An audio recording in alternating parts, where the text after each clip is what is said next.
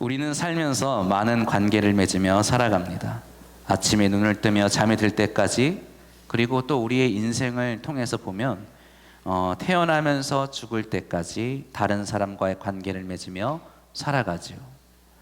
관계 속에서 가장 중요한 것은 그리고 그 중에 하나는 바로 나와 관계를 맺는 그 사람, 상대방의 생각과 감정을 잘 파악하는 것입니다.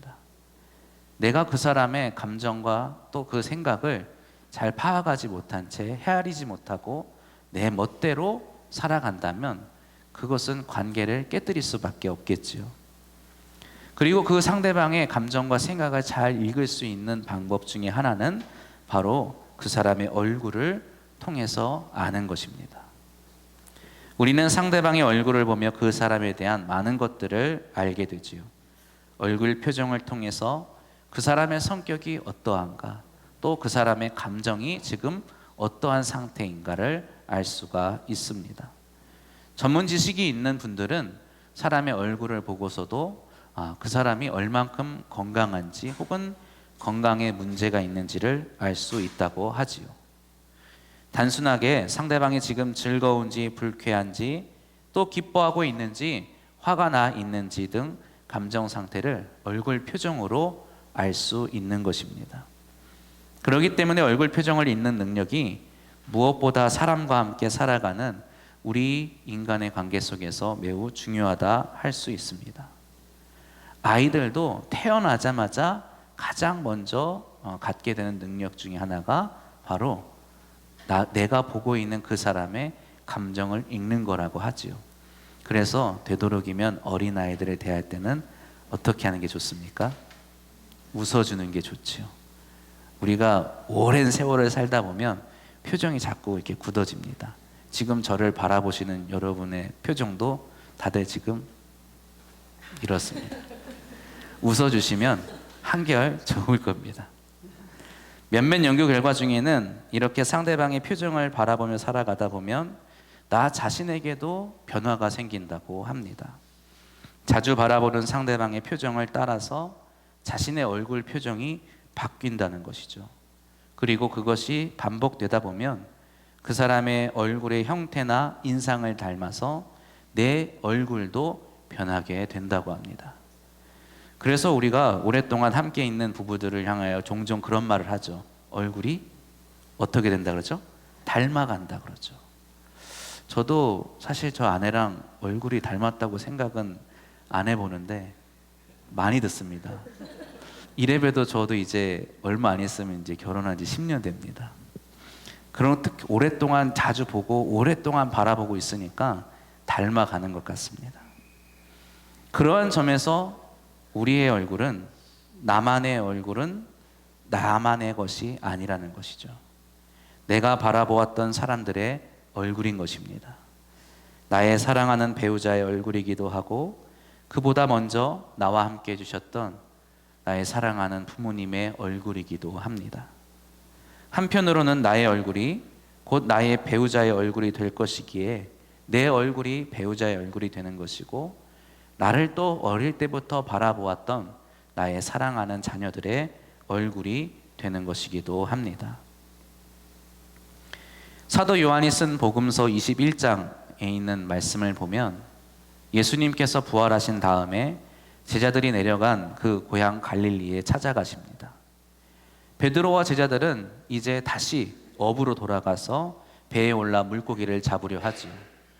그런데 우리가 늘 아는 것처럼 이 베드로는 평생을 업으로 살았는데 또 물고기를 잡지 못합니다. 낙심하고 있는 그때의 예수님께서 바닷가에 서셔서 저쪽으로 그물을 한번 내려보아라 말씀하시죠. 그런데 성경에 유독 그 부분에서 아주 특이한 표현을 합니다. 제자들이 예수님의 얼굴을 알아보지 못했다는 겁니다. 나를 거슬러 올라가서 예수님께서 부활하신 그날에도 예수님의 빈 무덤에 찾아간 마리아와 여인들이 자신들 뒤에서 예수님이 자신들을 부르시기 때문에 돌아보놓고는 예수님을 바라보면서 예수님의 얼굴을 알아보지 못했다라고 기록하고 있습니다.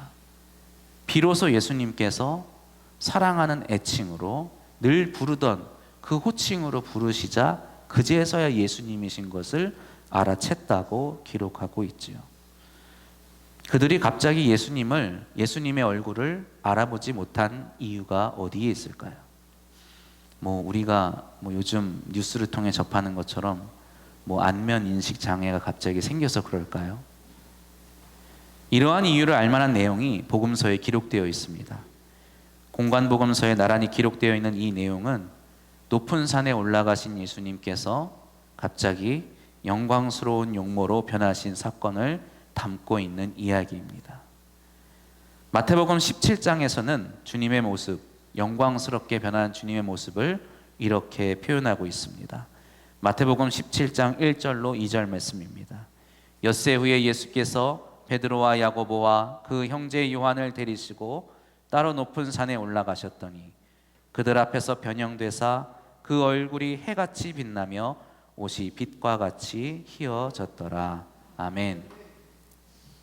얼굴이 해같이 빛났다고 하는데 이것은 잠시 당신의 영광스러우신 모습을 보여주신 것으로 이해할 수 있겠습니다.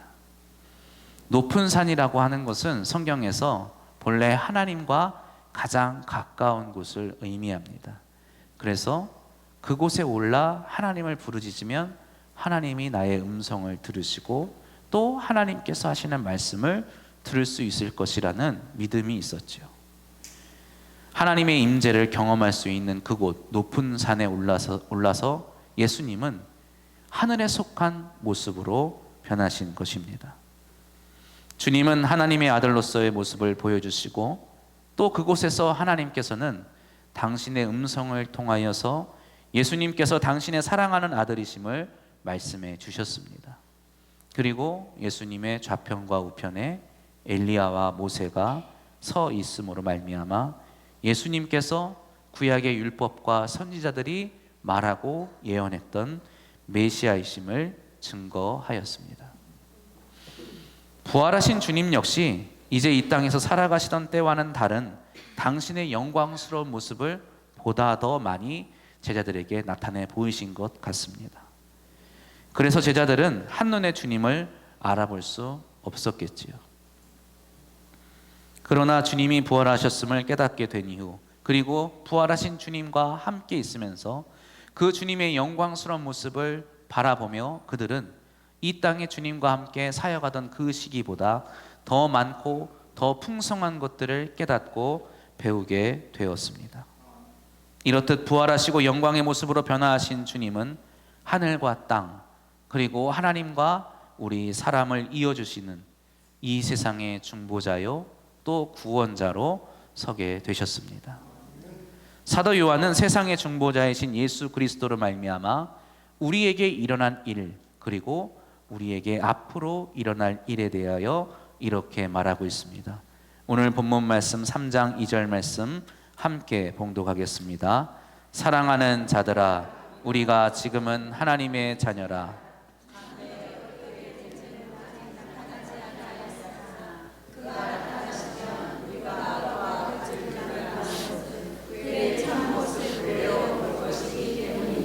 아멘. 사랑하는 성도 여러분, 우리는 예수 그리스도 안에서 하나님의 자녀가 되었습니다. 그리고 이제 하나님의 자녀가 된 자에게 장래에 일어날 일이 있는데 그것이 곧 우리의 소망이 된다고 그는 말합니다. 장래에 무슨 일이 일어날까요? 앞으로 일어날 일은 무엇입니까? 그리스도께서 다시 오시는 그때에 우리가 그와 같이 될 것이라는 것입니다. 우리에게 어떤 일이 일어난다고요? 그리스도와 같이 된다는 것입니다. 이 말이 굉장히 어려운 말 중에 하나입니다. 우리가 고난주간 하나님과 같이 되고자 했던 아담과 하와의 이야기를 살펴보았죠. 하나님과 같이 된다는 것은 굉장히 두려운 말씀입니다. 근데 사도 요한은 지금 우리가 누구와 같이? 그리스도와 같이 된다고 말을 하는 것입니다. 이것을 우리가 어떻게 이해할까요? 먼저 그리스도께서 다시 오실 그날은 어떠한 날입니까? 그날엔 지금보다 더 완전한 하나님의 창조의 질서 아래 살아가게 되는 날일 것입니다. 장차 오게 될 하나님의 나라에는 오염이나 부패, 죽음과 질병, 슬픔과 수치가 없을 것입니다. 그리고 이 모든 것들이, 눈물도 고통도 없는 이 모든 것들이 바로 우리의 삶이라고 성경은 약속하고 있습니다. 이 세상에서 예수님께서는 우리와 같은 인간의 몸, 이 연약한 인간의 몸을 입고 살아가셨어요. 죄악이 왕노릇하고 관영한 세상 가운데 살면서 예수님은 죄 없는 인간으로 살아가셨습니다. 죄와 맞서 싸우셨고 승리하셨죠. 죽은 나사로를 살리시며 죽음의 권세를 이기셨습니다. 서기관과 바리새인들을 가르치시면서 하나님의 온전하신 뜻을 따르시는 삶을 살아가셨습니다. 또 세리와 창녀와 함께 하시면서 하나님의 놀라우신 긍휼과 하나님의 사랑을 몸소 우리에게 보여주셨습니다. 이것이 바로 하나님의 모습이라고 할 수 있는 것이죠.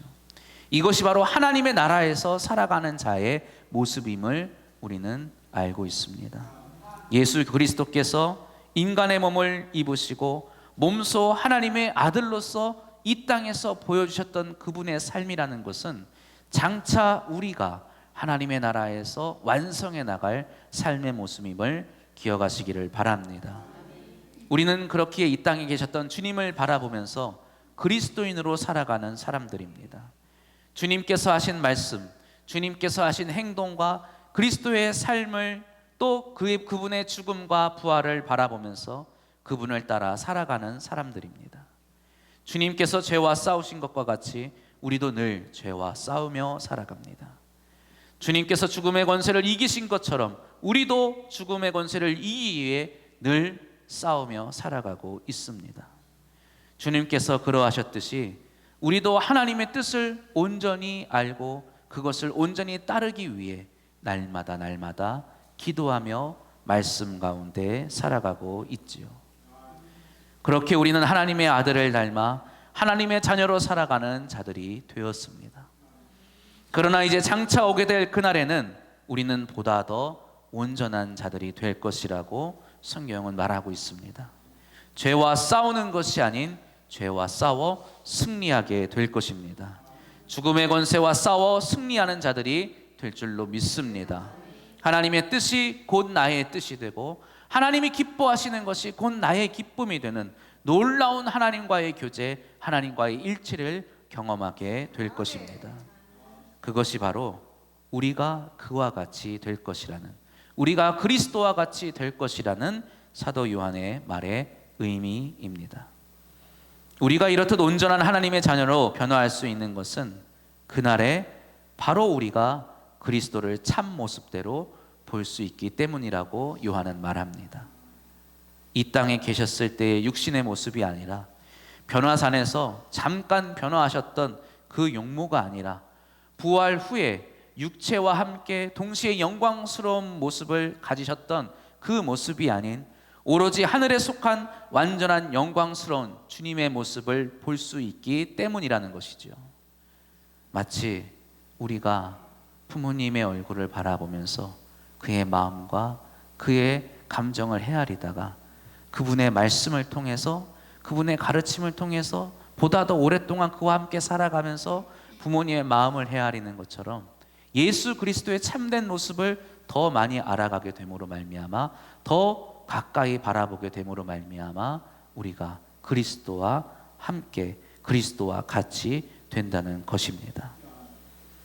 그 얼굴을 볼 때에 또한 우리도 그와 같이 그분을 닮아서 하나님의 영광스러운 자녀가 될 수 있을 것입니다. 장차 오게 될 이날에 우리 모두 이와 같은 은혜의 영광에 들어가게 될 줄로 믿으시기를 바랍니다.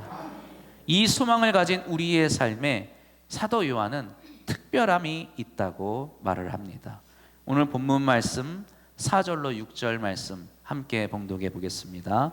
죄를 짓는 자마다 불법을 행하나니 죄는 불법이라. 그가 우리 죄를 없애려고 나타나신 것을 너희가 아나니 그에게는 죄가 없느니라. 그 안에 거하는 자마다 범죄하지 아니하나니 범죄하는 자마다 그를 보지도 못하였고 그를 알지도 못하였느니라. 아멘. 여기서 불법이라는 말은 무슨 말일까요? 죄를 짓는 자마다 불법을 행한다. 불법이라는 것은 어떤 계명을 어기는 것이 아니라, 율법을 어기는 것이 아니라, 어떤 특정한 나쁜 짓을 하는 것이 아니라 법 없이 살아가는 것을 의미합니다. 법 없이 사는 것처럼, 법 없는 것처럼 살아가는 것을 말하지요. 하나님의 말씀도 없고 하나님의 계명도 없고 하나님의 뜻도 없이 살아가는 것을 말하는 것입니다. 하나님께서 우리에게 말씀하신 것을 기억하지 않고 그리스도께서 우리에게 명령하신 것을 잊어버린 채 살아가는 것을 의미하지요. 그렇기에 이 말씀을 다른 말로 표현하자면 이렇습니다. 우리가 그리스도인이라면 그리스도의 명령을 따라 살아가야 하는 것입니다. 그리스도와 함께 멍에를 매야 하는 것입니다. 그리스도를 따르며 자신의 십자가를 져야 하는 것입니다. 특별히 사도 요한은 별명이 있었지요. 무슨 사도였지요? 사랑의 사도였습니다. 그렇게 여기서 그가 말하는 것은 주님께서 우리에게 마지막으로 명령하셨던 그 말씀, 그 명령 무엇입니까? 내가 너희를 사랑한 것 같이 너희도 서로 사랑하라. 그 말씀을 기억하며 살아가라는 것입니다. 그래서 그는 11절에서 이어서 나오는 11절에서 이렇게 말하지요. 우리는 서로 사랑할지니 이는 너희가 처음부터 들은 소식이라. 아멘. 사랑하는 성도 여러분, 우리는 그리스도인입니다. 이 말씀에, 이 고백에 이의를 제기하시는 분은 없겠지요. 그리스도인은 하나님의 자녀요 또한 그리스도의 제자인 사람입니다. 우리는 그리스도를 닮아가는 사람들로서 장차 그리스도와 같이 온전한 하나님의 자녀로 하나님 앞에 서게 되기를 소망하는 자들입니다.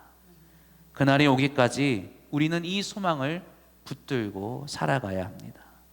이 소망 안에 있는 우리들은 우리 앞에 계신 그리스도의 얼굴을 바라보며 살아가야 할 것입니다. 이 땅에서 주님께서 우리를 사랑하신 것 같이 우리도 서로 사랑해야 할 것입니다. 내가 사랑할 수 있는 사람만, 내가 사랑하고 싶은 사람만 사랑하는 것이 아니라 내가 사랑하기에 연약하고 내가 사랑하기에 부족하고 내가 사랑하기에 두려운 사람을 사랑할 수 있어야 합니다. 동정하고 불쌍히 여기는 정도가 아니라 내 몸과 같이 나처럼 그를 사랑할 수 있어야 하는 것이죠. 내 이웃을 내 몸과 같이 사랑하는 것은 나와 이웃을 구분하라는 것이 아닙니다. 그래서 그리스도인은 나에 대해서 말하기보다는 우리에 대해서 말을 할 수 있는 사람이어야 합니다. 나를 사랑하신 그리스도를 바라보며 우리를 사랑하는 우리 모두가 되기를 주님의 이름으로 축복합니다. 기도하겠습니다.